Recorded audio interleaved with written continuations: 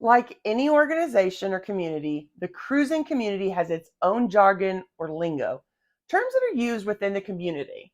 Some may be familiar even to new cruisers, but many are not going to be. Ahoy, travelers! It's Amy with Cruising from the Ozarks here to help you make your vacation a success. Understanding the lingo used by the cruising community is one step towards that success. The cruising community is full of awesome people who just want to help others fall in love with cruising. Most people you will come across are super helpful and will give you advice whenever they can. However, those who have been cruising for a while will use quite a bit of terminology that may be new to anyone who hasn't cruised before. The first bit of cruise lingo we're going to address are ship terms. Since they're used for most ships and even boats, people probably have heard at least some of them. But just because you heard of them doesn't mean you don't have a hard time keeping them separate. We're going to start at the very beginning when it comes to ship terms, and that is with the term ship itself. So ship versus boat. This is very important. Well, at least to some people. There are definitely those who will correct you if you call a cruise ship a boat. So what is the difference? All ships are boats, but not all boats are ships. Clear as mud? A boat is any water-going vessel, regardless of size. A ship is usually a large, ocean-going watercraft. Usually a boat is considered a ship if it's over 100 feet in length. So cruise ships, definitely ships. Some cruisers make comments like, "Our room is at the back of the ship," but that isn't the real term. So what are the terms to describe locations of a ship? Forward and aft. Forward is the front of the ship. Makes sense. And aft is the back of the ship. Think of it as after. Bow and stern. The bow is the front of the outside of the ship. So if you're at the forward part of the ship and you look down on the outside of the hull, that's the bow. The stern is the back of the ship on the outside. So it's the outside back of the ship. Starboard and port. Honestly haven't heard these used that often, but it is good to know which is which since saying right or left changes depending on which direction you're facing. So starboard is the right side of the ship when you're facing forward, and port is the left side of the ship when you're facing forward. The term port is also used to describe the town or place that is a harbor for a ship to stop and load or unload passengers and or cargo. Sometimes starboard and port will be used to describe things outside of the ship or boat, as in there's a dolphin on the starboard side of the boat. Obviously, the dolphin's not on the boat. Have you ever wondered where the term starboard comes from? I did.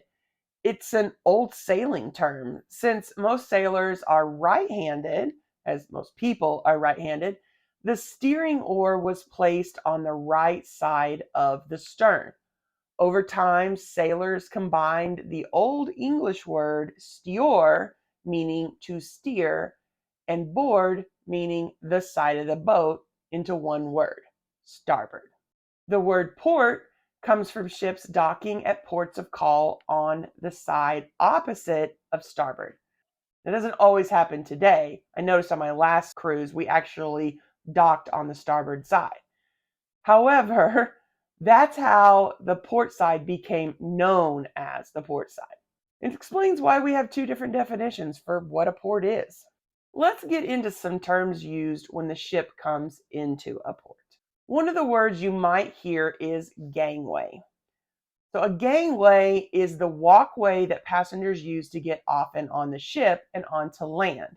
This is a temporary bridge from the ship to land. Gangway is literally the way of the gang of sailors went to get on and off the ship. Yet another older English word that has been modernized. If you haven't figured out by now, I find etymology, or the study of the origins of words, very interesting. Probably because I have a degree in English. If you're finding this topic interesting, be sure to let us know by commenting and giving this video a thumbs up. It only takes a second, and doing so helps cruisers like you find us. Similar to a gangway, a dock helps passengers get on and off land to the ship. It's a structure, usually permanent one, that extends out from the land into a body of water where boats and ships can be moored. For a cruise ship, the gangway will extend from the ship to the dock, then the dock extends from the water to the shore. Tender. Sometimes it'll be called a water shuttle or water taxi. A lot of places have tried to get away from the word tender, but cruisers just won't let them. We still call them that. These are small boats that are used to take passengers to shore in ports where the ship cannot actually dock due to water level. So sometimes a dock will only come out a short way. It can't come out far enough for a cruise ship to dock there. Sometimes the water levels are way too shallow for what a cruise ship will need. And other times the waterways may be protected due to coral or something like that. And during those times, a cruise ship would use a tender or water shuttle to get passengers to the dock. There are other ship terms that exist, but are usually used more for sailing vessels or are specific to the actual running of the ship, things that like the captain and the crew will use. They aren't terms that cruisers really need to know. Be sure to check back for part 2 next week when we talk about terms that are more specific to cruising. You'll want to make sure you're subscribed to this channel and have your notifications on so you don't miss out.